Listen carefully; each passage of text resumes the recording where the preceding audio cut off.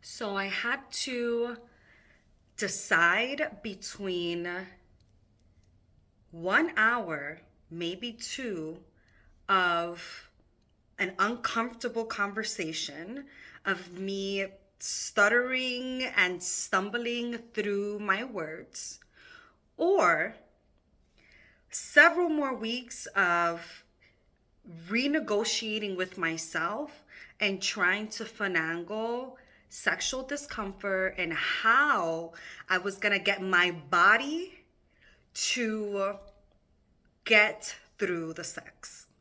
My name is Betsy Perez, and I help women who have experienced childhood sexual abuse have fulfilling sex lives. And one of the things that I experienced, even after I had done years of embodiment work, um, understood the brain, understood, where I stood with my sexual healing, still had the vocabulary, knew what I loved, knew what I liked, knew what I didn't want, what I didn't like. I had it down pat for that particular season of my life and my healing. So I felt like, yeah, I know what I'm doing. But it goes to show that you're not immune.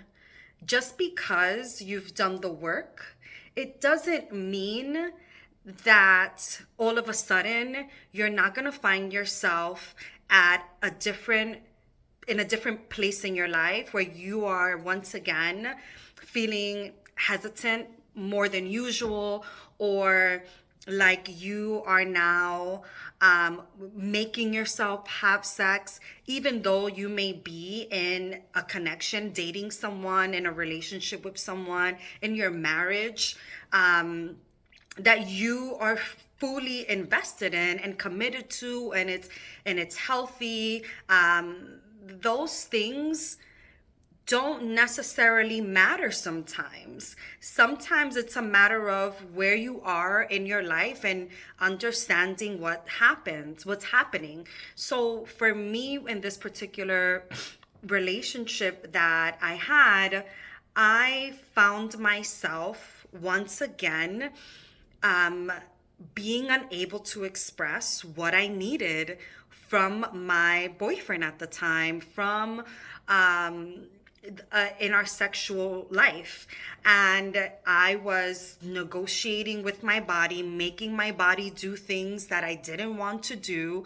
I was experiencing sensory issues with touch, that it was becoming very overwhelming for me. And he knew something was off. Something is off. Your body is telling on you more than you realize. And I had to make the decision. I was definitely more aware than I was 10 years ago, but I was definitely aware this is happening. I am present about the negotiation I'm trying to get my body to do with me here. It's like body work with me. We want to have the sex. We want to have the pleasure. We want to do it all. We want to do the things with them. But you are actively not working with my mind. And I did that for a couple of weeks.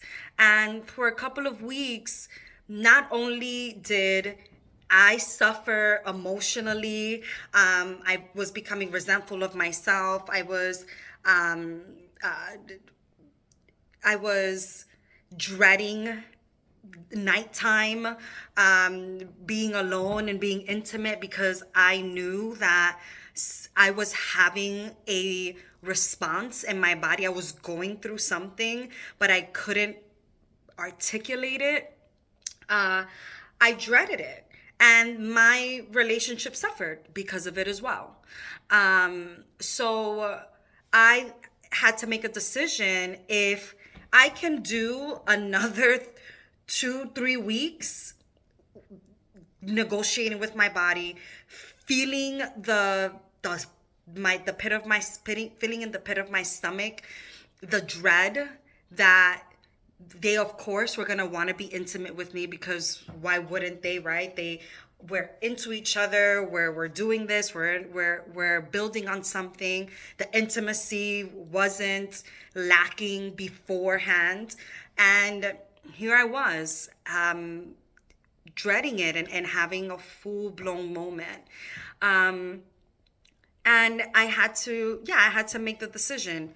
3 more weeks of discomfort and negotiation, and hating yourself, and feeling so upset with yourself that you did it again, that you were silent again, that you moved his hand away again, that um that there was disappointment, not just on his end, but my end again. So it was either that or a conversation, a very uncomfortable conversation, but a conversation that allowed for healthy tension, healthy confrontation, healthy conversation, that brought the tension down immensely, and also allowed for conversation about, okay, well, what can we do in this time?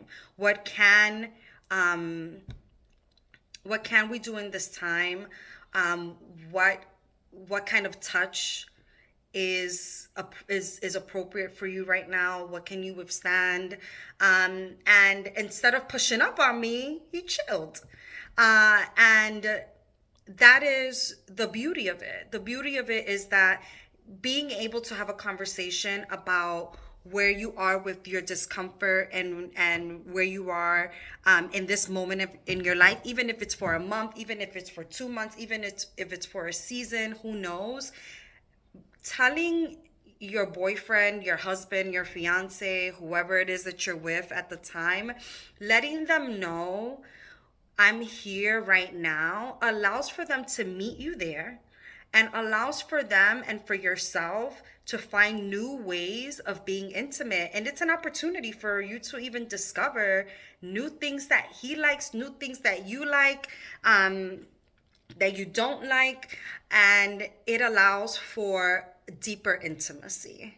Um, so pick if I encourage you to pick 1 hour of uncomfortable conversation over 3 more weeks of uncomfortable intimacy that is going to just up the resentment, up the disconnect, and possibly even add to the deterioration of your relationship. If you would like more tips or support on how you can create the environment for yourself first, to have the conversation with yourself first, and then possibly bring it to your partner, the link is in the bio. I would love to work with you.